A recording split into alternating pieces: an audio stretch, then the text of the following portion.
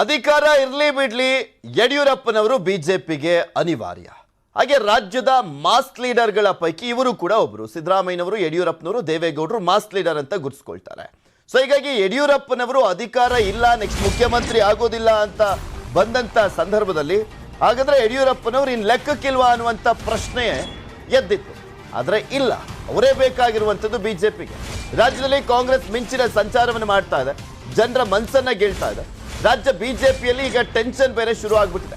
ಯಡಿಯೂರಪ್ಪ ಮೊರೆ ಹೋಗಿದ್ದಾರೆ ನಾಯಕರು, ಯಡಿಯೂರಪ್ಪನವರೇ ಬೇಕು ನಮಗೆ ಅಂತ. ಯಡಿಯೂರಪ್ಪನವರಿಗೆ ಈಗ ಭಾರಿ ಡಿಮ್ಯಾಂಡ್ ಇದೆ. ಪ್ರಚಾರಕ್ಕೆ ಬನ್ನಿ ಸಾರ್ ಅಂತ BSYಗೆ ದುಂಬಾಲು ಬಿದ್ದಿದ್ದಾರೆ ಬಿಜೆಪಿ ಅಭ್ಯರ್ಥಿಗಳು. BSY ಬಂದ್ರೆ ನಮಗೆ ಲಾಭ ಅಂತ ಹೇಳ್ತಾ ಇದ್ದಾರೆ ಶಾಸಕರು ಹಾಗೆ ಬಿಜೆಪಿಯ ಅಭ್ಯರ್ಥಿಗಳು. ಆದ್ರೆ ಅಂತರ ಕಾಯ್ದುಕೊಳ್ತಾ ಇದ್ದಾರಾ ಯಡಿಯೂರಪ್ಪನವರು ಅನ್ನುವಂಥ ಪ್ರಶ್ನೆ ಒಂದಿದೆ. ಬರೀ ಜನಸಂಕಲ್ಪ ಯಾತ್ರೆಗಷ್ಟೇ ಸೀಮಿತ ಆದ್ರ ಯಡಿಯೂರಪ್ಪನವರು ವರಿಷ್ಠರ ಕಾರ್ಯಕ್ರಮಗಳಿಗೂ ಕೂಡ BSYಗೆ ಆಹ್ವಾನಿಸ್ತಾ ಇಲ್ಲ. ಅಲ್ಲಿ ಪ್ರೋಟೋಕಾಲ್ ಅನ್ನುವಂಥ ರೀಸನ್ ಕೊಡ್ತಾ ಇದ್ದಾರೆ. ಯಾಕೆಂದ್ರೆ ಮೊನ್ನೆ ನಡೆದಂತಹ ಒಂದು ಯುವ ಜನೋತ್ಸವ ಆಗಿರ್ಬೋದು, ಪ್ರಧಾನಮಂತ್ರಿಗಳು ಬಂದಂತಹ ಸಂದರ್ಭದಲ್ಲಿ ಅಲ್ಲಿಗೂ ಕೂಡ ಆಹ್ವಾನ ಇರಲಿಲ್ಲ. ಕಲಬುರಗಿ, ಯಾದಗಿರಿಯಲ್ಲಿ ನಡೆದಂಥ ಸಮಾವೇಶಗಳಲ್ಲೂ ಕೂಡ ಆಹ್ವಾನವನ್ನ ಕೊಟ್ಟಿರಲಿಲ್ಲ. ಸೊ ಹೀಗಾಗಿ ಎಲ್ಲೋ ಒಂದು ಕಡೆ ಕಡೆಗಣನೆ ಆಗ್ತಾ ಇದೆಯಾ ಅನ್ನುವಂಥ ಪ್ರಶ್ನೆ ಪದೇ ಪದೇ ಕೇಳಿ ಬರ್ತಾ ಇದೆ. ಇನ್ನು ಕ್ಷೇತ್ರಗಳಿಗೆ ಹೋಗ್ಲಿಕ್ಕೆ ಹೈಕಮಾಂಡ್ ಕೂಡ ಸೂಚಿಸಿಲ್ಲ. ಹಾಗಾಗಿ ಸೈಲೆಂಟ್ ಆಗಿದ್ದಾರೆ ಯಡಿಯೂರಪ್ಪನವರು. BSY ಸೈಲೆಂಟ್, ಅಭ್ಯರ್ಥಿಗಳಿಗೆ ಫುಲ್ ಟೆನ್ಷನ್ ಆಗ್ತಾ ಇದೆ. ಬಿಕಾಸ್ ಇಷ್ಟು ವರ್ಷಗಳ ಕಾಲ 2013 ಹೊರತುಪಡಿಸಿ ಬಿಜೆಪಿ ಪಕ್ಷವನ್ನ ಕಟ್ಟಿ ರಾಜ್ಯದಲ್ಲಿ ಬಿಜೆಪಿ ದೊಡ್ಡ ಮಟ್ಟದಲ್ಲಿ ಬೆಳಿಲಿಕ್ಕೆ ಕಾರಣ ಅಂದ್ರೆ ಯಡಿಯೂರಪ್ಪನವರು. ಅವರು ಹೇಳ್ತಾ ಇದ್ರು, ಅವರು ಅಧಿಕಾರ ಅಂದ್ರೆ CM ಸ್ಥಾನಕ್ಕೆ ರಾಜೀನಾಮೆ ಕೊಟ್ಟ ನಂತರ ಇನ್ನೂ 10 ವರ್ಷ ನಾನು ರಾಜಕಾರಣ ಮಾಡ್ತೀನಿ, ಮತ್ತೆ ರಾಜ್ಯದಲ್ಲಿ ಬಿಜೆಪಿ ಪಕ್ಷವನ್ನ ಅಧಿಕಾರಕ್ಕೆ ತರ್ತೀನಿ, 150 ಸ್ಥಾನಗಳಲ್ಲಿ ಗೆಲ್ಲಿಸ್ತೀನಿ ಅಂತೆಲ್ಲ ಹೇಳ್ತಾ ಬರ್ತಾ ಇದ್ರು. ಒಂದು ರಥಯಾತ್ರೆಯನ್ನ ಮಾಡ್ಲಿಕ್ಕೂ ಕೂಡ ಮುಂದಾಗಿದ್ರು ಯಡಿಯೂರಪ್ಪನವರು. ಆದ್ರೆ ಅದಕ್ಕೆ ಹೈಕಮಾಂಡ್ ಬ್ರೇಕ್ ಅನ್ನ ಹಾಕಿತ್ತು, ಪರ್ಮಿಷನ್ ಅನ್ನ ಕೊಡ್ಲಿಲ್ಲ. ಯಾಕೆಂದ್ರೆ ಅವರೇ ಇನ್ನೂ ಕೂಡ ಬಿಂಬಿತ ಆಗ್ತಾ ಹೋಗ್ತಾರೆ, ಅವರ ಕೇಂದ್ರಿತವಾಗಿ ರಾಜಕಾರಣ ನಡೆದು ಬಿಡುತ್ತೆ ಅನ್ನುವಂತ ಆತಂಕ ಇತ್ತು ಬಿಜೆಪಿಗೆ. ಇದ್ರ ಬಗ್ಗೆ ಮತ್ತಷ್ಟು ಮಾಹಿತಿಯನ್ನ ನೀಡ್ತಾರೆ ನಮ್ಮ ಪ್ರತಿನಿಧಿ ಕೃಷ್ಣ. ನೇರ ಸಂಪರ್ಕದಲ್ಲಿ ಜಾಯಿನ್ ಆಗ್ತಾ ಇದ್ದಾರೆ. ಕೃಷ್ಣ, ಯಡಿಯೂರಪ್ಪನವರು ಅಧಿಕಾರ ಇರ್ಲಿ ಬಿಡ್ಲಿ ರಾಜ್ಯದಲ್ಲಿ ಬಿಜೆಪಿ ಪಕ್ಷವನ್ನ ಕಟ್ಟು ಬೆಳೆಸಿದಂಥವ್ರು. ಬಿಜೆಪಿಗೆ ಯಡಿಯೂರಪ್ಪನವರು ಎಷ್ಟು ಅನಿವಾರ್ಯವಾಗಿದ್ದಾರೆ ಈ ಕ್ಷಣಕ್ಕೂ ಕೂಡ? ಯಾವ ರೀತಿಯಾಗಿ ಅವರಿಗೆ ಬೇಡಿಕೆ ಹೆಚ್ಚಾಗಿದೆ, ಬಿಜೆಪಿ ಅಭ್ಯರ್ಥಿಗಳು ಅವರಿಗೆ ದುಂಬಾಲು ಬಿದ್ದಿದ್ದಾರೆ ಅಂತ?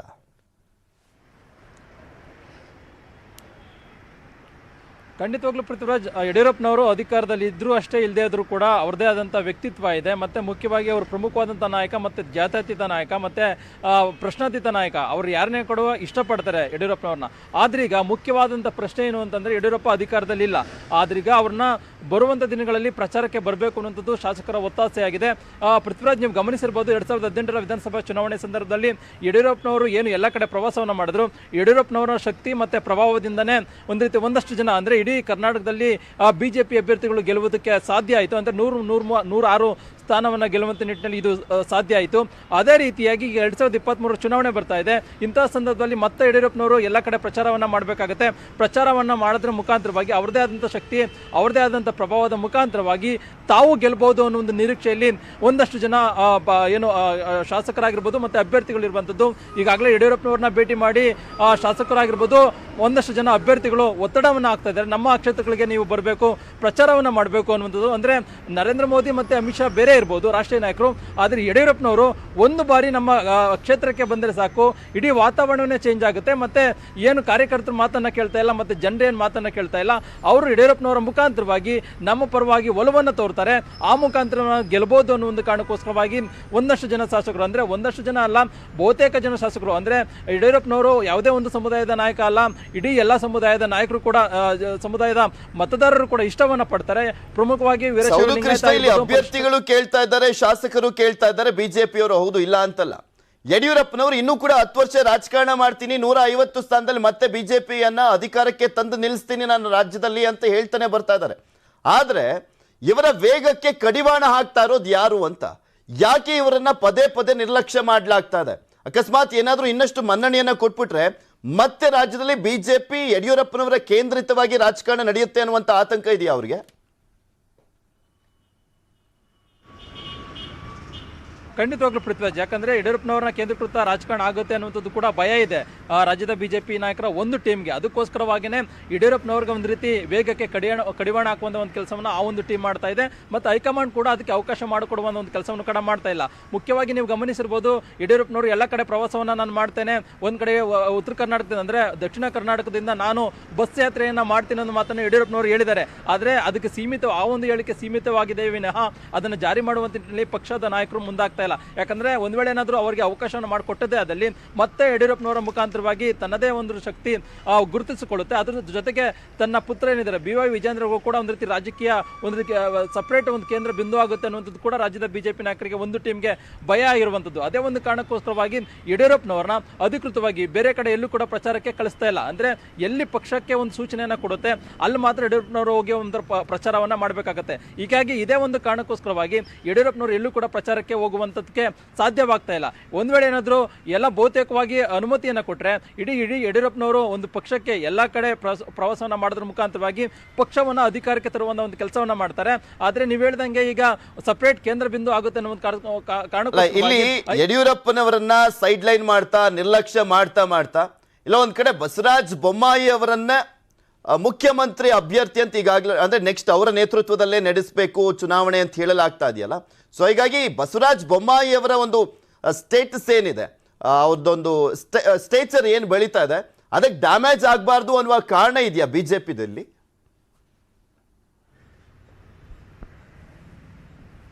ಪೃಥ್ವಿರಾಜ್, ಮುಖ್ಯವಾಗಿ ಈಗಾಗಲೇ ಏನು ಯಾವುದೇ ಒಂದು ಸಮಾವೇಶ ಮಾಡಿದಂಥ ಸಂದರ್ಭದಲ್ಲಿ ಯಡಿಯೂರಪ್ಪನವರು ಅಂದರೆ ರಾಷ್ಟ್ರೀಯ ನಾಯಕರು ಬಂದಂಥ ಸಂದರ್ಭದಲ್ಲಿ ಮುಖ್ಯಮಂತ್ರಿಗಳಿಗಿಂತ ಹೆಚ್ಚು ಜನರು ಸಿಳ್ಳೆ ಕೇಕೆಯನ್ನು ಹೊಡೆಯುವಂಥದ್ದು ಯಡಿಯೂರಪ್ಪನವರಿಗೆ ಮತ್ತು ಅವರ ಪರವಾದಂಥ ಬೇರೆಯಾದಂಥ ಒಲವಿದೆ. ಹೀಗಾಗಿ ಎಲ್ಲ ಒಂದು ಕಡೆಗೆ ಈಗ ಮುಖ್ಯಮಂತ್ರಿ ಸ್ಥಾನದಲ್ಲಿ ಇದ್ರೂ ಕೂಡ ಆ ಕಡೆ ಬರಲಿಲ್ಲ ಅಂತಂದರೆ ಪಕ್ಷಕ್ಕೆ ಬೇರೆ ಬೇರೆ ರೀತಿಯಾದಂತಹ ಪರಿಣಾಮ ಬರುತ್ತೆ ಅನ್ನೋ ಒಂದು ಕಾರಣಕ್ಕೋಸ್ಕರವಾಗಿ, ಮುಜುಗರ ತರುತ್ತೆ ಅನ್ನೋ ಒಂದು ಕಾರಣಕ್ಕೋಸ್ಕರವಾಗಿ ಈ ಎಲ್ಲ ವಿಚಾರಗಳಿಂದಾಗಿ ಯಡಿಯೂರಪ್ಪನವ್ರನ್ನ ಅಧಿಕೃತವಾಗಿ ಎಲ್ಲ ಕಡೆ ಪ್ರಚಾರಕ್ಕೆ ಕಳಿಸ್ತಾ ಇಲ್ಲ ಅನ್ನೋಂಥದ್ದು. ಆದರೆ ಸದ್ಯಕ್ಕಂತೂ ಈಗ ಬಿಜೆಪಿ 125 ಸ್ಥಾನವನ್ನು ಗೆಲ್ಲೋದ್ರ ಮುಖಾಂತರವಾಗಿ ಅಧಿಕಾರವನ್ನು ಇಡಬೇಕು. ಹಾಗೆ ಶಾಸಕರು ಕೂಡ ಯಡಿಯೂರಪ್ಪನವರು ಬರಬೇಕು ಅನ್ನೋ ಒತ್ತಾಯವನ್ನು ಮಾಡ್ತಾ ಇದ್ದಾರೆ. ಆದರೆ ಹೈಕಮಾಂಡ್ನ ನಾಯಕರಾಗಿರ್ಬೋದು ಮತ್ತೆ ಬಿಜೆಪಿಯ ಒಂದು ಟೀಮ್ ಅದಕ್ಕೆ ಅವಕಾಶವನ್ನು ಮಾಡಿಕೊಡುವಂತ ಕೆಲಸವನ್ನ ಮಾಡ್ತಾ ಇಲ್ಲ. ಹೀಗಾಗಿ ಬರುವಂತಹ ಚುನಾವಣೆ ಸಂದರ್ಭದಲ್ಲೂ ಕೂಡ ಬಿಜೆಪಿಗೆ ಹಿನ್ನಡೆ ಆಯಿತು ಅಂತಂದ್ರೆ ಇದೇ ಒಂದು ಕಾರಣ. ಅಂದ್ರೆ ಯಡಿಯೂರಪ್ಪನವ್ರನ್ನ ಮುಂದೆ ಬಿಟ್ಟಿಲ್ಲ ಅನ್ನುವಂಥದ್ದೇ ಮೇಜರ್ ಪ್ರಮುಖವಾದಂತ ಕಾರಣ. ಯಡಿಯೂರಪ್ಪನವ್ರನ್ನ ನಿರ್ಲಕ್ಷ್ಯ ಮಾಡಿದಷ್ಟೂ ಕೂಡ ಬಿಜೆಪಿಗೆ ಹೊಡೆತ ಅಂತೂ ಬಿದ್ದೇ ಬೀಳುತ್ತೆ. ಇದು ಯಾವ ರೀತಿಯಾಗಿ ಪ್ರತಿಪಕ್ಷಗಳಿಗೆ ಲಾಭವಾಗಿ ಪರಿಣಮಿಸುತ್ತೆ ಅಂತ ಅಧಿಕಾರದ ಕನಸನ್ನ ಕಾಣ್ತಾ ಇರುವಂತ ಬಿಜೆಪಿಗೆ ಎಷ್ಟು ಮಟ್ಟಿಗೆ ಹೊಡ್ತಾ ಬೀಳುತ್ತೆ?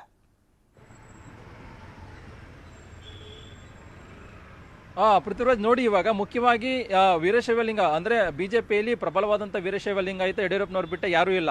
ಬೊಮ್ಮಾಯಿಯವರು ಮುಖ್ಯಮಂತ್ರಿ ಆಗಿದ್ದಾರೆ, ಅಷ್ಟೊಂದು ಪರಿಣಾಮವನ್ನು ಬೀರ್ತಾ ಇಲ್ಲ. ಈಗ ಯಡಿಯೂರಪ್ಪನವ್ರನ್ನ ಇಲ್ದಿರುವಂಥದ್ದೇ ನಾಯಕತ್ವವನ್ನೇ ಕಾಂಗ್ರೆಸ್ ಲಾಭವಾಗಿ ಪಡ್ಕೊಳ್ಳೋದ್ರ ಮುಖಾಂತರವಾಗಿ ಅಂದ್ರೆ ಯಡಿಯೂರಪ್ಪನವ್ರಿಗೆ ಮಾನ್ಯತೆ ಕೊಟ್ಟಿಲ್ಲ ಬಿಜೆಪಿ, ಆ ಒಂದು ಸಮುದಾಯಕ್ಕೆ ಎಲ್ಲೂ ಕೊಡುತ್ತೆ ಅನ್ನೋ ಒಂದು ಪ್ರಚಾರವನ್ನು ಕೂಡ ಮಾಡ್ತಾ ಇದೆ. ಈ ಮುಖಾಂತರವಾಗಿ ಒಂದು ರೀತಿ ರಾಜಕೀಯ ಲಾಭವನ್ನು ಕೂಡ ಪಡ್ಕೊಳ್ತಾ ಇದೆ. ಇಂತಹ ಸಂದರ್ಭದಲ್ಲಿ ಬಿಜೆಪಿಗೆ ಒಂದು ರೀತಿ ಪ್ರಬಲವಾದಂಥ ನಾಯಕ ಇಲ್ದಿರುವಂಥದ್ದೇ ಒಂದು ರೀತಿ ಕಾಂಗ್ರೆಸ್ಗೆ ಒಂದು ರೀತಿ ಲಾಭವಾಗುವಂಥದ್ದು ಕೂಡ ಸಾಧ್ಯತೆ ಇರುವಂಥದ್ದು. ಹೀಗಾಗಿ ಇದೇ ಒಂದು ವಿಚಾರವನ್ನು ಇಟ್ಕೊಂಡೆ ಇಡೀ ರಾಜ್ಯದ ಕಾಂಗ್ರೆಸ್ ನಾಯಕರು ಈಗಾಗಲೇ ಪ್ರಚಾರವನ್ನು ಮಾಡ್ತಾ ಇದ್ದಾರೆ. ಮುಖ್ಯವಾಗಿ ಬಿಜೆಪಿಯಲ್ಲಿ ಯಡಿಯೂರಪ್ಪನವರು ಇದ್ರು, ಯಡಿಯೂರಪ್ಪನವರು ಬಿಟ್ಟು ಬೇರೆ ಯಾರು ಕೂಡ ಅಷ್ಟೊಂದು ನಾಯಕರು ಪ್ರಭಾವವನ್ನು ಬೀರ್ತಾ ಇಲ್ಲ. ಆದರೆ ಕಾಂಗ್ರೆಸ್ನಲ್ಲಿ ಸಿದ್ದರಾಮಯ್ಯ ಅನ್ನುವಂಥ ಒಂದು ಶಕ್ತಿ ಇದೆ. ಸಿದ್ದರಾಮಯ್ಯವರು ತನ್ನದೇ ಆದಂತಹ ಒಂದು ಪ್ರಭಾವವನ್ನು ಬೀರೋದ್ರ ಮುಖಾಂತರವಾಗಿ ಬಿಜೆಪಿಯ ಕ್ಷೇತ್ರದಲ್ಲೂ ಕೂಡ ತನ್ನ ಪ್ರಭಾವವನ್ನು ಬೀರ್ತಾ ಇದ್ದಾರೆ. ಹೀಗಾಗಿ ಸಿದ್ದರಾಮಯ್ಯನ ಕಟ್ಟಿ ಹಾಕುವಂಥದ್ದು ಯಡಿಯೂರಪ್ಪನವ್ರಿಗೆ ಮಾತ್ರ ಸಾಧ್ಯ ಅನ್ನೋದು ಕೂಡ ರಾಜ್ಯ ಬಿಜೆಪಿಯಲ್ಲಿ ಚರ್ಚೆ ಆಗ್ತಾ ಇದೆ. ಅದಕ್ಕೋಸ್ಕರವಾಗಿಯೇ ಶಾಸಕರು ಯಡಿಯೂರಪ್ಪ ಬರಬೇಕು ಅನ್ನೋ ಒತ್ತಾಯವನ್ನು ಮಾಡ್ತಾ ಇದ್ದಾರೆ. ಆದರೆ ಬಿಜೆಪಿ ಹೈಕಮಾಂಡ್ ಆಗಿರ್ಬೋದು ಎಲ್ಲ ಒಂದು ಕಡೆ ಬಿಜೆಪಿಯ ಒಂದು ಟೀಮ್ ಮಾತ್ರ ಅದಕ್ಕೆ ಯಡಿಯೂರಪ್ಪನವರಿಗೆ ಅವಕಾಶವನ್ನು ಮಾಡಿಕೊಡುವಂತ ಒಂದು ಕೆಲಸವನ್ನ ಮಾಡ್ತಾ ಇಲ್ಲ. ಹೀಗಾಗಿ ಬರುವಂತ ದಿನಗಳಲ್ಲಿ ಯಡಿಯೂರಪ್ಪನವ್ರನ್ನ ಮುಂದೆ ಬಿಟ್ಟಿಲ್ಲ ಅನ್ನುವಂಥದ್ದೇ ಬಿಜೆಪಿಗೆ ಹಿನ್ನಡೆ ಆಗುವಂಥದ್ದು ಮತ್ತೆ ಕಾಂಗ್ರೆಸ್ಗೂ ಕೂಡ ಮುನ್ನಡೆ ಆಗುವಂಥದ್ದು ಕೂಡ ಕೃಷ್ಣ BL ಸಂತೋಷ್ ಅವರ ಒಂದು ಮಾತು ನೆನಪಾಗುತ್ತೆ ನನಗೆ. ಕೇರಳ, ತೆಲಂಗಾಣ, ಆಂಧ್ರ, ತಮಿಳುನಾಡು ಇಲ್ಲೆಲ್ಲ ಕಡೆನೂ ಕೂಡ ಬಿಜೆಪಿ ಇದೆ, ಬಿಜೆಪಿ ಕಾರ್ಯಕರ್ತರಿದ್ದಾರೆ. ಆದ್ರೆ ಅಲ್ಲಿ ನಾವು ಅಧಿಕಾರವನ್ನ ಹಿಡಿಲಿಕ್ಕೆ ಆಗ್ತಾ ಇಲ್ಲ. ಯಾಕೆ ಅಂದ್ರೆ ಯಡಿಯೂರಪ್ಪನವರಂತ ನಾಯಕರಿಲ್ಲ ಅಂತ BL ಸಂತೋಷ್ ಅವರೇ ಹೇಳಿದ್ರು. ನೋಡೋಣ ನೆಕ್ಸ್ಟ್ ಏನು ಮಾಡ್ತಾರೆ, ಯಡಿಯೂರಪ್ಪನವರನ್ನ ಯಾವ ರೀತಿಯಾಗಿ ಬಳಕೆ ಮಾಡ್ಕೊಳ್ಳಾಗುತ್ತೆ ಅಂತ. ಥ್ಯಾಂಕ್ ಯು ಕೃಷ್ಣ ನಿಮ್ಮೆಲ್ಲ ಮಾಹಿತಿಗಾಗಿ. PSI ಹಗರಣದ ಬಗ್ಗೆ ಸ್ಫೋಟಕ ಮಾಹಿತಿ ಒಂದು ಹೊರಗೆ ಬರ್ತಾ ಇದೆ. CID ಅಧಿಕಾರಿ 3 ಕೋಟಿ ಲಂಚ ಕೇಳಿದ್ರಂತೆ. ಕಿಂಗ್ ಪಿನ್ RD ಪಾಟೀಲ್ ಗಂಭೀರ ಆರೋಪವನ್ನ ಮಾಡ್ತಾ ಇದ್ದಾನೆ. ಈಗ ಆಲ್ರೆಡಿ PSI ನೇಮಕಾತಿ ಅಕ್ರಮದ ವಿಚಾರಕ್ಕೆ ಸಂಬಂಧಪಟ್ಟಂತೆ ಈತ ಜೈಲು ಪಾಲಾಗಿದ್ದ. ಮೊನ್ನೆ ಅಷ್ಟೇ ಜಾಮೀನ್ ಮೇಲೆ ಹೊರಗೆ ಬಂದಿದ್ದ. ED ರೈಡ್ ಕೂಡ ಆಗಿತ್ತು.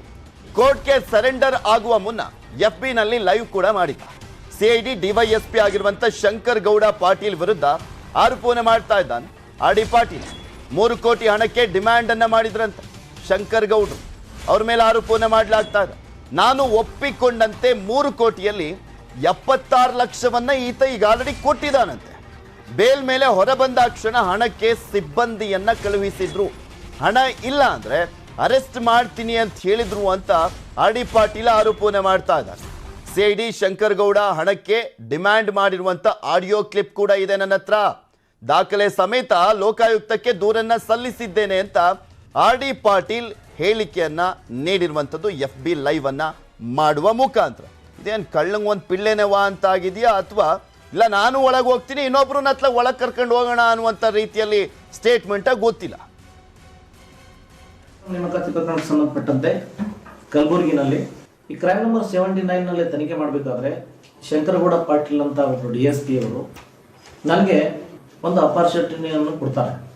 ಏನು ಅಪಾರ್ಚುನಿಟಿ ಕೊಡ್ತಾರೆ ಅಂದರೆ, ಇಲ್ಲ ನೀನು ಎಷ್ಟಂತ ಕೇಸ್ ಮಾಡ್ಕೋತೀಯಾ, ನಮ್ಮ ಜೊತೆ ರಾಜಿ ಆಗಿಬಿಡು, ಇನ್ನು ಜಾಬ್ ಮಾಡಿಸಿ ಹಣ ತೊಗೊಂಡಿದ್ಯಾ, ಸೊ ಏನು ಮಾಡ್ತೀಯ ಹಣ ತೊಗೊಂಡು ನಮಗೊಂದಿಷ್ಟು ಕೊಡು, ನಾವು ನಿಮಗೆ ಅಡ್ಜಸ್ಟ್ ಮಾಡ್ತೀವಿ, ಈ ಕೇಸ್ನಲ್ಲಿ ರಿಲೀಫ್ ಆಗೋ ರೀತಿ ನಿಮಗೆ ಸ್ಟೇಟ್ಮೆಂಟ್ಗಳನ್ನು ಚಾರ್ಜ್ ಶೀಟ್ಗಳನ್ನು ಕೊಡ್ತೇವೆ ಅಂತ ನನಗೆ ಹೇಳಿದರು. ಇಲ್ಲ ಸರ್ ಅಷ್ಟೊಂದು ಹಣ ಕೊಡೋಕ್ಕಾಗೋದಿಲ್ಲ, ದಯವಿಟ್ಟು ನೋಡಿ ಚೂರು ಕಡಿಮೆ ಮಾಡಿ ಸರ್ ಅಂತ ನಾನು ಸ್ವಲ್ಪ ಕನ್ಸೆಷನ್ ಕೇಳಿದೆ. ಇಲ್ಲ ಇಲ್ಲ ಆಗೋದಿಲ್ಲ, ನೀನೇನನ್ನ ಮಾಡು, ಹಣ ಅಡ್ಜಸ್ಟ್ ಮಾಡ್ಕೊ, 3 ಕೋಟಿ ಕೊಟ್ಟರೆ ನಾನು ನಿನಗೆ ರಿಲೀಫ್ ಕೊಡ್ತೀನಿ ಅಂತ ಹೇಳಿದ್ರು. ಸರಿ ಆಯಿತು ಬಿಡಿ ಅಂತ ಒಪ್ಕೊಂಡೆ. ಮಾತಾಡಿದ ಒಂದು 2 ದಿವಸದಲ್ಲಿ 76 ಲಕ್ಷ ರೂಪಾಯಿಗಳನ್ನು bank of Baroda manager Mallikarjuna ಅವರ ಕಡೆಯಿಂದ ನಮ್ಮ ಅಳಿಯ ಶ್ರೀಕಾಂತನ ಕಡೆ ಕೊಡಿಸಿ, ಶ್ರೀಕಾಂತನ ಕಡೆಯಿಂದ ನಾನು ಶಂಕರಗೌಡ ಪಾಟೀಲ್ ಅವರಿಗೆ ತಲುಪಿಸಿದೆ 76 ಲಕ್ಷ. ನಾನು ಹೊರಗಡೆ ಬಂದಂಥ ಸಂದರ್ಭದಲ್ಲಿ ಅನೇಕ ಬಾರಿ ಅವರು ಶಂಕರಗೌಡ ಪಾಟೀಲ್ ಅವರು, ಅವರ ಒಬ್ಬರ ಸಿಬ್ಬಂದಿ ಆನಂದ್ ಅವರು ಯಾವಾಗಲೂ ಮನೆಗೆ ಬರೋರು, ಅದು ಮಿಕ್ಕಿದ ಹಣ ಕೊಡಿ ಅಂತ ಕೇಳೋರು. ಇಲ್ಲ ಸರ್ ಆಗ್ತಾಯಿಲ್ಲ, ಅಡ್ಜಸ್ಟ್ ಮಾಡೋಕ್ಕೆ ಆಗ್ತಾಯಿಲ್ಲ, ಹೊಂದಿಸ್ತಾ ಇದ್ದೀನಿ ಆಗ್ತಾಯಿಲ್ಲ, ಸೊ ಟೈಮ್ ಕೊಡಿ ಅಂದೆ. ಮತ್ತೆ ಟೈಮ್ ಕೊಟ್ಟರು, ಮತ್ತೆ ಆಗಲಿಲ್ಲ. ಮತ್ತೆ 1 ವಾರ ಟೈಮ್ ಕೊಟ್ಟರು, ಅವಾಗೂ ಆಗಲಿಲ್ಲ. ಸರ್ ಇನ್ನೊಂದು ಸ್ವಲ್ಪ ದಿವಸ ಟೈಮ್ ಕೊಡಿ ಸರ್ ಆಗ್ತಾಯಿಲ್ಲ ಅಂದೆ. ಇಲ್ಲ ಇಲ್ಲ ಇಲ್ಲ ನೀನು ಸುಳ್ಳು ಹೇಳ್ತಾ ಇದೆಯಾ, ನೀನು ಈ ರೀತಿ ಮಾಡಿದ್ರೆ ನಾವು ಮತ್ತೆ ನಿನ್ನ ಮೇಲೆ ಬೇರೆ ಬೇರೆ FIR ಮಾಡಬೇಕಾಗುತ್ತೆ. ನಿನಗೆ ಗೊತ್ತಿಲ್ಲ ತನಿಖಾಧಿಕಾರಿಗೆ ಎಷ್ಟೊಂದು ಪರಮಾಧಿಕಾರ ಇದೆ ಅನ್ನೋದನ್ನು ನಿನಗೆ ಗೊತ್ತಿಲ್ಲ. ನಮಗೆ ಆ ಅವಕಾಶ ಮಾಡಿಕೊಡ್ಬೇಡ, ಮತ್ತೆ ನೀನು ತಿರ್ಗಾ ಜೈಲಿಗೆ ಹೋಗಬೇಕಾಗುತ್ತೆ. ಸೊ ನೀನು ಆ್ಯಸ್ ಪಾಸಿಬಲ್ ಆ್ಯಸ್ ಅರ್ಲಿ ನಮಗೆ ಹಣ ಕೊಟ್ಟರೆ ನಿನ್ನನ್ನು ನಾನು ಬಿಡ್ತೇನೆ, ಇಲ್ಲಾಂದರೆ ಮತ್ತೆ ತಿರ್ಗಾ ಬೇರೆ FIR ಮಾಡ್ತೀವಿ ಅಂತ ಹೇಳಿಬಿಟ್ಟು, ಸರಿ ಸರ್ ನೀವು ತಾವು ಈ ರೀತಿ ಬ್ಲ್ಯಾಕ್ ಮೇಲ್ ಮಾಡಿದ್ರೆ ಆಗೋದಿಲ್ಲ, ನೀವು ಎಷ್ಟನ್ನು FIR ಮಾಡಿರಿ, ಹಣ ಕೊಡೋಕ್ಕಾಗೋದಿಲ್ಲ ಸರ್, ಸಾರಿ ಅಂತ ಹೇಳಿಬಿಟ್ಟೆ. ಅದಾದ ಒಂದು 2 ದಿನಕ್ಕೆ ನನ್ನ ಮೇಲೆ ಅವರ ಸಿಬ್ಬಂದಿ ಆನಂದ್ ಅವರನ್ನು ನಾನು ತಳ್ಳಿ ಹೋಗಿಬಿಟ್ಟೆ ಅಂತ ಹೇಳಿಬಿಟ್ಟು ಅಶೋಕ್ ನಗರ ಪೊಲೀಸ್ ಸ್ಟೇಷನಲ್ಲಿ FIR. ದತ್ತಪೀಠ ಹೋರಾಟಗಾರರನ್ನ ನಿಂದಿಸಿದ್ರ ಶಾಸಕರು ಅನ್ನುವಂಥ ಪ್ರಶ್ನೆ ಇದೆ. ಶೃಂಗೇರಿಯ ಕಾಂಗ್ರೆಸ್ನ ಶಾಸಕರಾಗಿರುವಂಥ TD ರಾಜೇಗೌಡರು ಅವಾಚ್ಯವಾಗಿ ನಿಂದಿಸಿದ್ದಾರೆ ಎನ್ನಲಾಗ್ತಾ ಇರುವಂಥ ಒಂದು ಆಡಿಯೋ ಸಾಕಷ್ಟು ವೈರಲ್ ಆಗ್ತಾ ಇದೆ. ಶೃಂಗೇರಿಯ ಶಾಸಕರ ಮೇಲೆ ಈಗೊಂದು ಆರೋಪ, ಆಕ್ರೋಶ ಕೂಡ ವ್ಯಕ್ತವಾಗ್ತಾ ಇರುವಂಥದ್ದು. ಹಿಂದೂ ಕಾರ್ಯಕರ್ತರು ಆಕ್ರೋಶ ವ್ಯಕ್ತಪಡಿಸ್ತಾ ಇದ್ದಾರೆ. ಪಾಕ್ ಮಾಜಿ ಪ್ರಧಾನಿ ಇಮ್ರಾನ್ ಖಾನ್ ಹೊಗಳಿದ್ರು ಈ ಶಾಸಕ. ಈಗ ಮತ್ತೆ ನಾಲಿಗೆಯನ್ನ ಹರಿಬಿಟ್ರ ಶಾಸಕ TD ರಾಜೇಗೌಡರು ಅನ್ನುವಂಥ ಪ್ರಶ್ನೆ ಇದೆ. ನ್ಯೂಸ್ 18ಗೆ ಶಾಸಕರದ್ದು ಎನ್ನಲಾಗ್ತಾ ಇರುವಂಥ ಒಂದು ಆಡಿಯೋ ಲಭ್ಯವಾಗಿದೆ. ಆ ಆಡಿಯೋದಿಂದ ಕೇಳಿದ್ದಾರೆ ಹಿಂದೂ ಕಾರ್ಯಕರ್ತರು. ರಾಜೇಗೌಡರ ವಿರುದ್ಧ ಜಿಲ್ಲೆಯಾದ್ಯಂತ ಪ್ರತಿಭಟನೆಯನ್ನ ಮಾಡಲಾಗ್ತಾ ಇದೆ. VHP, ಬಜರಂಗದಳ, BJPಯಿಂದ ಪ್ರತಿಭಟನೆಗೆ ಕರೆಯನ್ನ ನೀಡಲಾಗಿರುವಂಥದ್ದು. ಅವರ ಅವಾಚ್ಯವಾಗಿ ನಿಂದಿಸಿದ್ದಾರೆ, ನಮ್ಮನ್ನ ಅವಮಾನಿಸಿದ್ದಾರೆ ಅಂತ ಪ್ರತಿಭಟನೆಗೆ ಕರೆಯನ್ನ ನೀಡಲಾಗಿದೆ.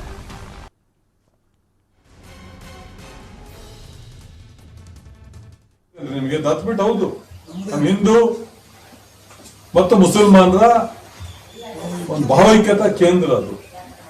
ನಾವು ಹೋಗಿ ಪೂಜೆ ಮಾಡಿಸ್ಕೆ ಬರೋದು, ಅವರು ಹೋಗಿ ಪೂಜೆ ಮಾಡಿಸ್ಕೊಂಡು ಅವ್ರು ಯೂಸ್ ಮಾಡ್ತಾರೆ, ನಾವು ದತ್ಬಿಟ್ಟು ಯಾತ್ರೆ ಮಾಡ್ತೀವಿ. ಇಲ್ಲ ಆಗ್ತಾರೆ ನಮ್ದೇ ಬಸ್ ಅವ್ರದ್ದು ಅಲ್ಲಿ ಅದೇ ಬೇರೆ ಇದೆ ಜಾಗ, ಅವರು ಮಾಡ್ತಾರೆ. ನಾವು ಅದಕ್ಕೆ ಕರ್ಕೊಂಡೋಗಿ ಏನು ಕುಂಕುಮ ಇಡೋದು, ಶಾಲು ಓದಿಸೋದು, ನಿಮಗೆ ಅದೇ ಅನ್ನ ಕೊಡುತ್ತೆ, ನಿಮಗೆ ಅದೇ ಜಮೀನು ಕೊಡುತ್ತೆ, ಅದೇ ರೋಡ್ ಮಾಡಿ ಕೊಡ್ತದೆ, ಅದೇ ಮನೆ ಕೊಡುತ್ತೆ. ಇದಿದೆಯಲ್ಲ, ಈ ಧೋರಣೆ ಬಿಟ್ಬಿಡಿ. ಅವ್ರು ಮನೆ ಹಾಳು, ಯಾರು ರೆಕಾರ್ಡ್ ಮಾಡ್ಬಿಡ್ರಿ, ಬೈತೀನಿ ನಾನು. ಮನೆ ಹಾಳ್ರು ಅವರು ನಿಮ್ಮಂತಾಡಿದ್ರೆ ಅಯೋಧ್ಯೆಯಲ್ಲಿ ಬಲಿ ಕೊಟ್ಟು ಗೊತ್ತಾ ನಿಮ್ಗೆ? ಯಾರು ಸತ್ತರಿದ್ದಾರೆ ಇಲ್ಲಿ ನಿಮ್ಮೂರಲ್ಲಿ? ಲಕ್ಷಾಂತರ ಜನ ಸಾಯಿಸಿದ್ರು ತರ್ಕೊಂಡೋಗಿ ಬಾಬ್ರಿ ಮಸೀದಿ ಹೊಡಿಯಕ್ ಹೋಗಿ. ನೀವು ಶಾಲೆ ಹೊತ್ಕೊಂಡು ಕುಂಕುಮ ದತ್ಬಿಟ್ಟ ಅನ್ನ ಕೊಡ್ತೇನೆ ನಿಮ್ಗೆ. ದತ್ಬಿಟ್ಟು ಹೌದು, ನಮ್ಮ ಹಿಂದೂ ಮತ್ತು ಮುಸಲ್ಮಾನರ ಒಂದು ಭಾವೈಕ್ಯತಾ ಕೇಂದ್ರ ಅದು. ನಾವು ಹೋಗಿ ಪೂಜೆ ಮಾಡಿಸ್ಕೊಂಡ್ ಬರೋದು, ಅವರು ಹೋಗಿ ಪೂಜೆ ಮಾಡಿಸ್ಕೊಂಡು ಅವ್ರು ಯೂಸ್ ಮಾಡ್ತಾರೆ, ನಾವು ದತ್ಬಿಟ್ಟು ಯಾತ್ರೆ ಮಾಡ್ತೀವಿ. ಇಲ್ಲ ಆಗ್ತಾರ ನಮ್ದೆ ಬಸ್ ಅವ್ರದ್ದು ಅಲ್ಲಿ ಅದಿದೆ, ಬೇರೆ ಬೇರೆನೇ ಇದೆ ಜಾಗ, ಅವರು ಮಾಡ್ತಾರೆ. ನಾವು ಅದಕ್ಕೆ ಕರ್ಕೊಂಡೋಗಿ ಏನ್ ಕುಂಕುಮ ಇಡೋದು, ಶಾಲು ಓದಿಸೋದು, ನಿಮಗೆ ಅದೇ ಅನ್ನ ಕೊಡುತ್ತೆ, ನಿಮಗೆ ಅದೇ ಜಮೀನು ಕೊಡುತ್ತೆ, ಅದೇ ರೋಡ್ ಮಾಡಿಕೊಡ್ತದೆ, ಅದೇ ಮನೆ ಕೊಡುತ್ತೆ. ಇದಿದೆಯಲ್ಲ, ಈ ಧೋರಣೆ ಬಿಟ್ಬಿಡಿ. ಅವ್ರು ಮನೆ ಹಾಳು, ಯಾರು ರೆಕಾರ್ಡ್ ಮಾಡ್ಬಿಡ್ರಿ, ಬೈತೀನಿ ನಾನು. ಮನೆ ಹಾಳ್ರು ಅವರು. ನಿಮ್ಮಂತಾಡಿದ್ರೆ ಅಯೋಧ್ಯೆಯಲ್ಲಿ ಬಲಿ ಕೊಟ್ಟು ಗೊತ್ತಾ ನಿಮ್ಗೆ? ಯಾರು ಸತ್ತರಿದ್ದಾರೆ ಇಲ್ಲಿ ನಿಮ್ಮೂರಲ್ಲಿ? ಲಕ್ಷಾಂತರ ಜನ ಸಾಯಿಸಿದ್ರು ತರ್ಕೊಂಡೋಗಿ ಬಾಬ್ರಿ ಮಸೀದಿ ಹೊಡಿಯಕ್ ಹೋಗಿ. ನೀವು ಶಾಲೆ ಹೊತ್ಕೊಂಡು ಕುಂಕುಮ ದತ್ಬಿಟ್ಟ ಅನ್ನ ಕೊಡ್ತೇನೆ ನಿಮ್ಗೆ. ದತ್ಬಿಟ್ಟು ಹೌದು, ನಮ್ಮ ಹಿಂದೂ. ಇದೆಲ್ಲದ್ರ ಬಗ್ಗೆನೂ ಕೂಡ ಮತ್ತಷ್ಟು ಮಾಹಿತಿಯನ್ನ ನೀಡ್ತಾರೆ ನಮ್ಮ ಚಿಕ್ಕಮಗಳೂರಿನ ಪ್ರತಿನಿಧಿ ವೀರೇಶ್ ನೇರ ಸಂಪರ್ಕದಲ್ಲಿ ಜಾಯ್ನ್ ಆಗ್ತಾ ಇದ್ದಾರೆ. ವೀರೇಶ್, ಎಲೆಕ್ಷನ್ ಟೈಮ್ನಲ್ಲಿ ರಾಜಕಾರಣಿಗಳು ಕೊಡುವಂತ ಒಂದೊಂದು ಹೇಳಿಕೆಗಳು ಕೂಡ ತುಂಬಾ ಇಂಪಾರ್ಟೆಂಟ್ ಆಗುತ್ತೆ, ರಾಜಕೀಯ ತಿರುವನ್ನ ಪಡೆದುಕೊಳ್ಳುತ್ತೆ. ಈಗ ರಾಜೇಗೌಡರ ಹೇಳಿಕೆ ಬಿಜೆಪಿಗೆ ಯಾವ ರೀತಿಯಾಗಿ ಅಸ್ತ್ರ ಆಗಿದೆ? ಹಿಂದೂ ಸಂಘಟನೆಗಳು ಈ ಹೇಳಿಕೆಯ ವಿಚಾರಕ್ಕೆ ಸಂಬಂಧಪಟ್ಟಂತೆ ಆಕ್ರೋಶ ವ್ಯಕ್ತಪಡಿಸ್ತಾ ಇದ್ದಾವೆ. ಆ ಪೃಥ್ವಿ ಏನು ಈಗ ಶೃಂಗೇರಿ ಶಾಸಕರು ಒಂದು ರೀತಿಯಲ್ಲಿ ನಾಲಿಗೆಯನ್ನ ಹರಿಬಿಟ್ಟು ಏಕವಚನದಲ್ಲಿ ಮಾತನಾಡಿರುವ ಆಡಿಯೋ ಈಗ ಒಂದು ಸದ್ಯ ಸಾಕಷ್ಟು ವೈರಲ್ ಆಗ್ತಿರುವಂತದ್ದು. ಇದ್ರ ವಿರುದ್ಧ ಹಿಂದೂಪರ ಸಂಘಟನೆ ಕಾರ್ಯಕರ್ತರು ಕೂಡ ಒಂದ್ ರೀತಿಯಲ್ಲಿ ಆಕ್ರೋಶವನ್ನ ವ್ಯಕ್ತಪಡಿಸ್ತಿರುವಂತದ್ದು. ಅಂದ್ರೆ ರಾಜೇಗೌಡರು ಮಾತನಾಡಿರೋ ಆಡಿಯೋದಲ್ಲಿ ಹಿಂದೂ ಸಂಘಟನೆಯ ವಿರುದ್ಧ ಒಂದ್ ರೀತಿಯಲ್ಲಿ ಅವಹೇಳನಕಾರಿ ಹೇಳಿಕೆ ನೀಡಿರುವಂತದ್ದು. ಅಂದ್ರೆ ನೀವು ದತ್ತಪೀಠ ಆಗಿರ್ಬೋದು, ರಾಮ ಅಯೋಧ್ಯೆ ಹೋರಾಟದಲ್ಲಿ ಹೋರಾಡಿದ್ರೆ ನಿಮಗೆ ಯಾವುದೇ ರೀತಿಯ ಹೊಟ್ಟೆ ತುಂಬುವುದಿಲ್ಲ. ಆ ಕುಂಕುಮ ಇಡ್ಸ್ಕೊಂಡು ನಿಮಗೆ ಅವರು ಕುಂಕುಮ ಹಾಕಿ ಕಳಿಸ್ತಾರೆ, ಆದ್ರೆ ಅಲ್ಲಿ ಹೊಟ್ಟೆ ತುಂಬುವುದಿಲ್ಲ. ಈ ಹೋರಾಟದಿಂದ ನಿಮ್ಗೆ ಯಾವುದೇ ರೀತಿಯ ಪ್ರಯೋಜನ ಆಗೋದಿಲ್ಲ. ಜೊತೆಗೆ ಏಕವಚನದಲ್ಲೂ ಕೂಡ ಅಂದ್ರೆ ನಾನು ಬೈತೇನೆ, ಇದನ್ನ ಯಾರು ರೆಕಾರ್ಡ್ ಮಾಡ್ಬೇಡಿ ಅನ್ನೋ ಒಂದು ಮಾತನ್ನು ಕೂಡ ಹೇಳಿ ನಂತರ ಏಕವಚನದಲ್ಲೂ ಕೂಡ ಮಾತನಾಡಿರುವಂತ ಆಡಿಯೋ ಈಗ ಸದ್ಯ ಎಲ್ಲೆಡೆ ವೈರಲ್ ಆಗ್ತಿರುವಂತದ್ದು. ಇದೊಂದು ರೀತಿಯಲ್ಲಿ ಸಾಮಾಜಿಕ ಜಾಲತಾಣದಲ್ಲೂ ಕೂಡ ಸಾಕಷ್ಟು ಚರ್ಚೆ ಆಗ್ತಿರುವಂತದ್ದು.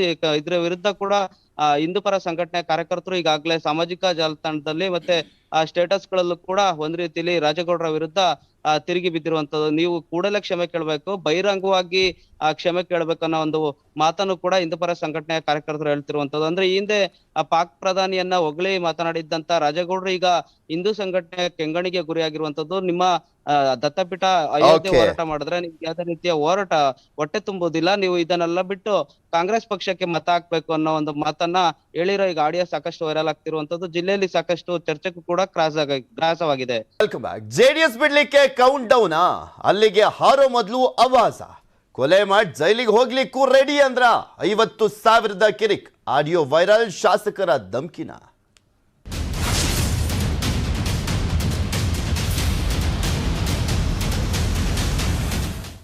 ಶಿವಲಿಂಗೇಗೌಡರು ಅರಸೀಕೆರೆಯ ಶಾಸಕರು ನೆಕ್ಸ್ಟ್ ಯಾವ ನಿರ್ಧಾರ ಕೈಗೊಳ್ತಾರೆ? ಜೆಡಿಎಸ್ ನಲ್ಲೇ ಇರ್ತಾರ, ಕಾಂಗ್ರೆಸ್ಗೆ ಏನಾದ್ರೂ ಹೋಗ್ತಾರಾ ಅನ್ನುವಂಥದ್ರ ಬಗ್ಗೆ ಸಾಕಷ್ಟು ಕುತೂಹಲ ಇರುವಂಥದ್ದು. ಈ ಸಂದರ್ಭದಲ್ಲಿ ಒಂದು ಆಡಿಯೋ ಸಾಕಷ್ಟು ವೈರಲ್ ಆಗ್ತಾ ಇದೆ ಕ್ಷೇತ್ರದಲ್ಲಿ. ಜೆಡಿಎಸ್ ಕಾರ್ಯಕರ್ತನಿಗೆ ಧಮ್ಕಿಯನ್ನೇನಾದ್ರೂ ಹಾಕ್ಬಿಟ್ರ ಶಿವಲಿಂಗೇಗೌಡರು ಅನ್ನುವಂಥ ಒಂದು ಪ್ರಶ್ನೆ ಎದ್ದಿದೆ. 50,000 ಹಣ ವಾಪಸ್ ಕೇಳಿ ಧಮ್ಕಿಯನ್ನ ಹಾಕಿದ್ರ ಶಾಸಕರು ಅನ್ನುವಂಥ ಪ್ರಶ್ನೆ ಇರುವಂಥದ್ದು. ಅರಸೀಕೆರೆಯಲ್ಲಿ ಶಾಸಕರದ್ದು ಎನ್ನಲಾದಂಥ ಒಂದು ಆಡಿಯೋ ಸಾಕಷ್ಟು ವೈರಲ್ ಆಗ್ತಾ ಇದೆ, ವೈರಲ್ ಮಾಡಲಾಗ್ತಾ ಇದೆ ಕೂಡ. ಒಂದು ಓಟ್ಗೆ 50,000ನಾ ಅಥವಾ ಯಾವ ವಿಚಾರವಾಗಿ 50,000 ಬಗ್ಗೆ ಮಾತಾಡ್ಲಾಯ್ತು? ಸಾಲವಾಗಿ ಏನಾದರೂ ಕೊಟ್ಟಿದ್ದಂಥ ಹಣನ ಶಿವಲಿಂಗೇಗೌಡರು? ಆಡಿಯೋದಲ್ಲಿ ಪಕ್ಷಾಂತರದ ಸುಳಿವನ್ನ ಕೂಡ ಏನಾದರೂ ನೀಡಲಾಗಿದೆಯಾ? ಆಡಿಯೋ ನಿಮ್ಮ ಮುಂದೆ ಬಿಡ್ತೀವಿ, ಅಲ್ಲಿ ಏನು ಮಾತನಾಡಿದ್ದಾರೆ ಅಂತ ನಿಮಗೆ ಗೊತ್ತಾಗುತ್ತೆ. ಅರಸೀಕೆರೆ ಶಾಸಕರದ್ದು ಏನಲಾದಂಥ ಆಡಿಯೋ ಇದು ಕನ್ಫರ್ಮ್ ಇಲ್ಲ, ಅವ್ರದ್ದೇನಾ ಅಂತ, ಅವ್ರದ್ದೇ ಅಂತ ಹೇಳಲಾಗ್ತದೆ, ಬಟ್ ಗೊತ್ತಿಲ್ಲ. ಶಿವಲಿಂಗೇಗೌಡ್ರೆ ಅದ್ರ ಬಗ್ಗೆ ಮಾತನಾಡಬೇಕು. ಹಾಗಾದ್ರೆ ಈ ಆಡಿಯೋದಲ್ಲಿ ಏನಿದೆ ಫಸ್ಟ್ ಕೇಳ್ಕೊಂಬಂದ್ಬಿಡ. ವಾಸು ಏನಣ್ಣ ನೀನು ಆ ಕಡಿಕೆ ಪೂರ್ ನಿಂತಿದೀಯಾ, ಹೋಗು ನೀನ್ ಆ ಕಡಿಕೆ. ನನ್ನ ಹತ್ರ ಅವತ್ತು 50,000 ಈಸ್ಕೊಂಡೋದಲ್ಲ ದುಡ್ಡು ತಂದು. ನಾನ್ ಯಾಕೆ ಬಂದ್ ನಿಮ್ಮ ದುಡ್ಡು ಕೇಳಕ್ಕೆ ಬಂದೇನ? ನಾನು ನಿನಗೆ ನನ್ನ ಹತ್ರ ಇರು ಅಂತ ಕೊಟ್ಟದ್ದೆ, ನೀನ್ ನನ್ನ ಹತ್ರ ಇಲ್ಲ, ನನ್ ದುಡ್ಡು ಕೊಡು ಅಷ್ಟೇ. ನಾವ್ ಎಲ್ಲಿದೀವಿ ಅಲ್ಲೇ ಇದೀವಿ, ನಾವ್ ಎಲ್ಲೂ ಹೋಗ್ಲ ಕಾರಣ ಹೋಗು. ಮಾಡಕ್ಕಲ್ಲ ಅಂತ ನಾವ್ ಹೇಳಿದ್, ನಿಮ್ಗೆ ಒಂದ್ ವಾಟ್ ಮಾಡ್ಬೇಕು ನಾನು ಮಾಡ್ತೀನಿ ಅಂತ ಹೇಳಿದ್ದು. ಒಂದು ಓಟಿಗೆ ಯಾವನು ಕೊಡಕಲ್ಲ ನಿನ್ನ ಹತ್ರ. ನಾವೇನ್ ದುಡ್ಡು ಕೇಳಕ್ಕೆ ಏನಾರು ಬಂದೆ ಅಣ್ಣ ನಿಮ್ಮ ಹತ್ರವ? ಅಲ್ಲ ಕೊಲೆ ಮಾಡಿಸ್ತೀರೇನಾರವ? ಯಾವ ನಾನು ನಿನ್ ಕೊಲೆ ಮಾಡಿ ಜೈಲಿಗೆ ಹೋಗೋಣ ಅಂತ ಕೊಲೆ ಮಾಡಿಸ್ತೀರೇನಾರವ? ನಾನು ಏನು ಮಾಡಕ್ಕಿಲ್ಲ. ನಾನು ಇರೋದು ಒರಿಜಿನಲ್ ಜೆಡಿಎಸ್ ಇರೋದು. ಆಯ್ತು, ನೀನ್ JDS ಅಲ್ಲಿ ಇಟ್ಕೋ. ಹಾ. ನೀನ್ ಏನಂದೆ? ಹೌದು, ಪಾರ್ಲಿಮೆಂಟ್ಗೆ ಅವನಿ ಮಾಡ್ತೀವಿ ಅಂತ ಹೇಳುದು ನೀನು. ಮಾಡ್ತೀನಿ ಹೇಳಿದ್ರೆ ನಮಗೊಂದು ಸಹಾಯ ಮಾಡ್ತಿದ್ರೆ ಮಾಡ್ತೀವಿ, ಮಾಡಲ್ಲ ನೀವು. ಅವೆಲ್ಲ ಈಗ ಮಾತ್ ಬೇಡ, ಮರ್ಯಾದಿಂದ ನನ್ನ ಹತ್ರ ಗುಣದಲ್ಲಿ ಬಿತ್ತು ಸಾಯಿ. ಇಲ್ಲ, ನನ್ನ ಹತ್ರ ಇಲ್ಲ. ಎಲ್ಲ ಒಂದ್ ಕಡೆ ಆ ಮಾತುಗಳನ್ನ ಕೇಳ್ತಾ ಇದ್ರೆ JDS ಬಿಡುವಂತ ಲಕ್ಷಣಗಳೇ ಇದ್ದಂತೆ ಕಾಣಿಸ್ತಾ ಇದೆ. ಶಿವಲಿಂಗೇಗೌಡರು ಒಟ್ಟಿನಲ್ಲಿ ಕಾರ್ಯಕರ್ತರ ಸಭೆ ಕರೆದು ನಂತರ ನಿರ್ಧಾರ ಅಂತ ಹೇಳಿದಾರೆ. ನೋಡೋಣ ಏನಾಗುತ್ತೆ. ಬಟ್ ಈ ಆಡಿಯೋದ ಬಗ್ಗೆ ಏನ್ ಸ್ಪಷ್ಟನೆ ಕೊಡ್ತಾರೆ ಕಾದ್ ನೋಡ್ಬೇಕು. ಮೈಸೂರು ರಸ್ತೆಯಲ್ಲಿ ಕುಂಟುತ್ತಾ ಆಗ್ತಾ ಇದೆ ಸ್ಕೈ ವಾಕ್ ಕಾಮಗಾರಿ. ಕೆಲಸ ಆರಂಭವಾಗಿ 2 ವರ್ಷವಾದರೂ ಕೂಡ ಮುಗಿಯದ ಕಾಮಗಾರಿ. ಮೆಟ್ರೋ, BMTC, KSRTC ಬಸ್ ಅನ್ನ ಹತ್ತಲಿಕ್ಕೆ ರಸ್ತೆಯನ್ನ ದಾಟಲೇಬೇಕಾಗಿದೆ.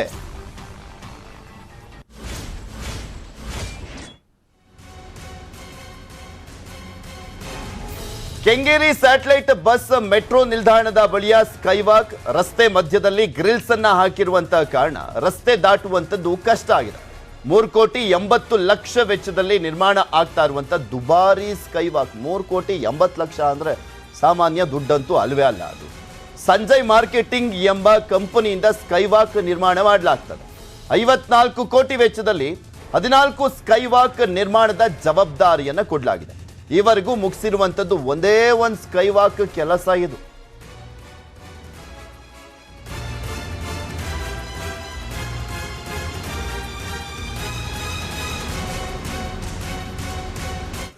ಕೆಲಸ ಎಲ್ಲ ಶುರುವಾಗಿ ಎಷ್ಟು ವರ್ಷ ಆಯ್ತು ಮೇಡಮ್? 2 ವರ್ಷದಿಂದ ಹೀಗೆ ಮಾಡ್ತಾ ಇದ್ದಾರೆ ಸರ್. ಅದು ಇನ್ನ ಕಂಪ್ಲೀಟೇ ಮಾಡಿಲ್ಲ. ನಮಗೆ ರೋಡ್ ದಾಟಕ್ ನೋಡ್ರಿ, ಮಕ್ಳನ್ನ ಇಟ್ಕೊಂಬರೋದಾಗ್ಲಿ ಅಥವಾ ಚಿಕ್ಕ ಮಕ್ಳನ್ನ ಕರ್ಕೊಂಬಂದ್ರೆ ಈ ವಯಸ್ಸಾಗಿರೋ ರೋಡ್ ಕ್ರಾಸ್ ಮಾಡ್ಬೇಕು ಅಂದ್ರೆ ಎಷ್ಟೊತ್ತು ವೇಟ್ ಮಾಡ್ಬೇಕು ನಾವು. ವೆಹಿಕಲ್ಸ್ ಕಂಟಿನ್ಯೂಸ್ ರನ್ನಿಂಗ್ ಅಲ್ಲೇ ಇರುತ್ತೆ, ಹೇಗೆ ಕ್ರಾಸ್ ಮಾಡಕ್ಕಾಗತ್ತೆ? ಇವ್ರು BBMP ಅವರು ಇನಿಷಿಯೇಟಿವ್ ತಗೊಂಡು ಬೇಗ ಕಂಪ್ಲೀಟ್ ಮಾಡ್ಕೊಡ್ಬೇಕು. ಇಲ್ಲ ಸರ್, ಪೊಲೀಸರು ಇಲ್ಲಿ ಯಾರು ನಿಂತ್ಕೊಳ್ಳೋದೇ ಇಲ್ಲ. ಆ ಕಡೆ ಇರ್ತಾರೆ, ಈ ಕಡೆ ಪೊಲೀಸರು ಯಾರು ಬರಲ್ಲ. ಈವನ್ ನೋಡಿ KSRTC ಬಸ್ ಸ್ಟಾಪ್ ಇಲ್ಲೇ ಕೊಡುತ್ತೆ, BMTC ಇಲ್ಲೇ ಇರುತ್ತೆ, ಮೆಟ್ರೋ ಸ್ಟಾಪ್ ಇಲ್ಲೇ, ಎಲ್ಲಾ ಜನಗಳು ಇಲ್ಲೇ ಬರ್ತಾರೆ. ಹಾಗಾಗಿ ರೋಡ್ ಕ್ರಾಸ್ ಮಾಡ್ಬೇಕಂದ್ರೆ ತುಂಬಾನೇ ಕಷ್ಟ. ಇವಾಗ ಕೆಲಸ ಎಲ್ಲ ಶುರುವಾಗಿ ಎಷ್ಟು ವರ್ಷ ಆಯ್ತು ಮೇಡಮ್? ಸ್ಕೈವಾಕ್ ಕಾಮಗಾರಿ ತಡವಾಗ್ತಾ ಇರುವಂತದ್ರ ಬಗ್ಗೆ ನಮ್ಮ ಪ್ರತಿನಿಧಿ ಶಿವಪ್ರಸಾದ್ ಅಲ್ಲಿ ಇನ್ನೂ ಹೆಚ್ಚಿನ ಮಾಹಿತಿಯನ್ನ ಕೊಟ್ಟಿದ್ದಾರೆ, ನೋಡೋಣ. ಬೃಹತ್ ಬೆಂಗಳೂರು ಮಹಾನಗರ ಪಾಲಿಕೆ ಯಾವುದೇ ಕಾಮಗಾರಿಯನ್ನ ಆರಂಭ ಮಾಡುವಾಗ ಇರುವಂತಹ ಉತ್ಸಾಹ ಅದನ್ನ ಕಂಪ್ಲೀಟ್ ಮಾಡುವಾಗ ಇರೋದಿಲ್ಲ. ಇದು ಜನರಿಗೆ ಯಾವ ರೀತಿಯಾಗಿ ಸಮಸ್ಯೆ ಆಗುತ್ತೆ ಅನ್ನೋದಕ್ಕೆ ಮತ್ತೊಂದು ಬೆಸ್ಟ್ ಎಕ್ಸಾಂಪಲ್ ನಾನೀಗ ನಿಮ್ಗೆ ತೋರಿಸ್ತಾ ಇದ್ದೀನಿ. ಸದ್ಯ ನಾನೀಗ ಕೆಂಗೇರಿಯ ಸ್ಯಾಟಲೈಟ್ ಬಸ್ ನಿಲ್ದಾಣದ ಮುಂಭಾಗದಲ್ಲಿ ಇದ್ದೀನಿ. ದೃಶ್ಯದಲ್ಲಿ ನೋಡ್ತಾ ಇದ್ದೀರಾ, ಇಲ್ಲಿ ಒಂದು ರಸ್ತೆಯನ್ನ ಕ್ರಾಸ್ ಮಾಡಬೇಕು ಅಂತಂದ್ರೆ ಜನ ಜೀವವನ್ನ ಕೈಯಲ್ಲಿ ಹಿಡಿದು ಕ್ರಾಸ್ ಮಾಡಬೇಕು ಅಂತಹ ಪರಿಸ್ಥಿತಿ ಇದೆ. ಯಾಕೆಂದ್ರೆ ಇದು ಹೇಳಿ ಕೇಳಿ ರಾಷ್ಟ್ರೀಯ ಹೆದ್ದಾರಿ. ಮೈಸೂರಿನಿಂದ ಕಡೆ ಬರುವಂತ ವಾಹನಗಳು, ಬೆಂಗಳೂರಿನಿಂದ ಕಡೆ ಮೈಸೂರು ಕಡೆ ಹೋಗುವಂತ ವಾಹನಗಳು, ಲಕ್ಷಾಂತರ ಸಂಖ್ಯೆಯಲ್ಲಿ ವಾಹನಗಳು ಬರ್ತವೆ. ಅದೇ ರೀತಿಯಾಗಿ ಕೆಂಗೇರಿ ಸ್ಯಾಟಲೈಟ್ ಬಸ್ ನಿಲ್ದಾಣದಲ್ಲಿ BMTC, KSRTC ಅದರಲ್ಲೂ ಕೂಡ ಮೆಟ್ರೋ ಆದ್ಮೇಲಂತೂ ಇಲ್ಲಿ ರೋಡ್ ಅನ್ನ ಕ್ರಾಸ್ ಮಾಡುವಂತಹ ಪ್ರಯಾಣಿಕರ ಸಂಖ್ಯೆ ಯಥೇಚ್ಛವಾಗಿ ಹೆಚ್ಚಾಗಿರುವಂತದ್ದು. ಈ ಒಂದು ಕಾರಣದಿಂದಾಗಿ ಇಲ್ಲಿ ಟ್ರಾಫಿಕ್ ಜಾಮ್ ಕೂಡ ಉಂಟಾಗುತ್ತೆ. ನೋಡ್ತಾ ಇದ್ದೀರಾ ಜನಗಳು ಯಾವ ರೀತಿಯಾಗಿ ರಸ್ತೆಯನ್ನ ಕ್ರಾಸ್ ಮಾಡ್ತಿದ್ದಾರೆ. ಜಾಸ್ತಿ ಜನ ಹೋಗುವಂತ ಸಂದರ್ಭದಲ್ಲಿ ವಾಹನಗಳನ್ನ ನಿಲ್ಲಿಸ್ತಾರೆ, ಆದ್ರೆ ಒಬ್ರೋ ಇಬ್ರು ರೋಡ್ ಕ್ರಾಸ್ ಮಾಡುವಂತ ಸಂದರ್ಭದಲ್ಲಿ ಸಾಕಷ್ಟು ವಾಹನಗಳು ಸ್ಪೀಡ್ ಆಗಿ ಬರುವಂತ ಕಾರಣದಿಂದಾಗಿ ಅಪಘಾತಗಳು ಕೂಡ ಹೆಚ್ಚಾಗ್ತವೆ. ಸೊ ಇಲ್ಲಿ ಜನರು ರಸ್ತೆಯನ್ನ ಕ್ರಾಸ್ ಮಾಡೋದಕ್ಕೆ ಸಮಸ್ಯೆ ಆಗಬಾರ್ದು ಅನ್ನುವಂತ ನಿಟ್ಟಿನಲ್ಲಿ ಕಳೆದ 2 ವರ್ಷಗಳ ಹಿಂದೆ ಅಷ್ಟೇ ದೃಶ್ಯದಲ್ಲಿ ಗಮನಿಸ್ತಾ ಇದ್ದೀರಾ, ಬಹುಕೋಟಿ ವೆಚ್ಚದಲ್ಲಿ ಸ್ಕೈವಾಕ್ ನಿರ್ಮಾಣಕ್ಕೆ BBMP ಮುಂದಾಗುತ್ತೆ. ಬರೋಬ್ಬರಿ 54 ಕೋಟಿ ರೂಪಾಯಿ ಟೆಂಡರ್ ಅನ್ನ ಕರೆದು ಇದನ್ನ ಸಂಜಯ್ ಮಾರ್ಕೆಟಿಂಗ್ ಅನ್ನುವಂತ ಕಂಪನಿಗೆ ಕೊಡಲಾಗುತ್ತೆ. ನಗರದಲ್ಲಿ ಅವರು 54 ಕೋಟಿ ವೆಚ್ಚದಲ್ಲಿ 14 ಸ್ಕೈವಾಕ್ ಗಳನ್ನ ನಿರ್ಮಾಣ ಮಾಡುವಂತಹ ಜವಾಬ್ದಾರಿಯನ್ನು ತೆಗೆದುಕೊಳ್ತಾರೆ. ಆದ್ರೆ ಈ 14ರಲ್ಲಿ ಕೇವಲ ಒಂದೇ ಒಂದು ಕಂಪ್ಲೀಟ್ ಆಗಿದೆ, ಯಾವ ಕೂಡ ಸರಿಯಾಗಿ ಕಂಪ್ಲೀಟ್ ಆಗಿಲ್ಲ. ಈ ಒಂದು ಸ್ಕೈವಾಕ್ ಅನ್ನ ಕೂಡ ಸಂಜಯ್ ಮಾರ್ಕೆಟಿಂಗ್ ಅನ್ನುವಂತ ಕಂಪನಿಗೆ ಕಳೆದ 2 ವರ್ಷದಿಂದ ಮಾಡ್ತಾ ಇದೆ. ಆದ್ರೆ ಇನ್ನೂ ಕೂಡ ಇದನ್ನ ಕಂಪ್ಲೀಟ್ ಮಾಡಿಲ್ಲ. ಕಾಮಗಾರಿ ಸುಮಾರು 70% ಕಾಮಗಾರಿ ಮುಗಿದಿದೆ. ಇನ್ನೂ ಕಂಬಿಗಳನ್ನು ಅಳವಡಿಸುವಂತದ್ದು, ಲಿಫ್ಟ್ ಅಳವಡಿಸುವಂತ ಕಾರ್ಯವನ್ನ ಮಾಡಬೇಕು. ಆದ್ರೆ ಇನ್ನೂ ಕೂಡ ಆ ಸಂಜಯ್ ಮಾರ್ಕೆಟಿಂಗ್ ಅನ್ನುವಂತ ಕಂಪನಿ ಕಾಮಗಾರಿಯನ್ನ ಮಾಡ್ತಾ ಇಲ್ಲ. 14 ಸ್ಕೈವಾಕ್ ಗಳಿಗೆ ಸುಮಾರು 54 ಕೋಟಿ ಅಂದ್ರೆ ಸುಮಾರು 3.25 ಕೋಟಿಯಷ್ಟು ಒಂದು ಸ್ಕೈವಾಕ್ಗೆ ವೆಚ್ಚವನ್ನ ಮಾಡ್ತಾ ಇದೆ ಬಿಬಿಎಂಪಿ. ಇಷ್ಟಾದ್ರೂ ಕೂಡ ಕಾಮಗಾರಿಗಳು ಕಂಪ್ಲೀಟ್ ಆಗಿಲ್ಲ. ಜೊತೆಗೆ ಸಾರ್ವಜನಿಕರಿಗೆ ಸಾಕಷ್ಟು ಸಮಸ್ಯೆ ಆಗ್ತಾ ಇದೆ. ಈ 14 ಸ್ಕೈ ವಾಕ್ಗಳ ಪೈಕಿ ಈ ಕೆಂಗೇರಿ ಸ್ಕೈ ವಾಕ್ ನ ಆದಷ್ಟು ಬೇಗ ಕಂಪ್ಲೀಟ್ ಮಾಡಬೇಕು. ಇಲ್ಲ ಅಂದ್ರೆ ಇಲ್ಲಾಗುವಂತ ಅಪಘಾತಗಳಿಗೆ ಬಿಬಿಎಂಪಿ ಮತ್ತೆ ಅದನ್ನ ನಿರ್ಮಾಣ ಜವಾಬ್ದಾರಿ ವಹಿಸಿರುವಂತಹ ಸಂಜಯ್ ಮಾರ್ಕೆಟಿಂಗ್ ಕಂಪನಿಯೇ ಜವಾಬ್ದಾರಿ ಆಗುತ್ತೆ ಅನ್ನುವಂಥದ್ದು ಕೂಡ ಇಲ್ಲಿನ ಸಾರ್ವಜನಿಕರು ಆರೋಪವನ್ನ ಕೂಡ ಮಾಡ್ತಾ ಇರುವಂತದ್ದು. ಬಿಬಿಎಂಪಿ ಆದಷ್ಟು ಬೇಗ ಎಚ್ಚೆತ್ಕೊಂಡು ಈ ಕಾಮಗಾರಿಯನ್ನ ಮುಗಿಸಬೇಕು. ಜೊತೆಗೆ ಯಾರು ಇದರ ಜವಾಬ್ದಾರಿಯನ್ನು ಹೊತ್ಕೊಂಡಿದ್ರಲ್ಲ ಸೊ ಅವರ ಮೇಲೆ ಕ್ರಮವನ್ನ ಕೈಗೊಳ್ಳಬೇಕು ಅನ್ನುವಂಥದ್ದು ಸಾರ್ವಜನಿಕರ ಒತ್ತಾಯ ಕೂಡ ಆಗಿರುವಂತದ್ದು. ಕ್ಯಾಮರಾ ಪರ್ಸನ್ ಸುನೀಲ್ ಜೊತೆಗೆ ಶಿವಪ್ರಸಾದ್, ನ್ಯೂಸ್ 18 ಬೆಂಗಳೂರು.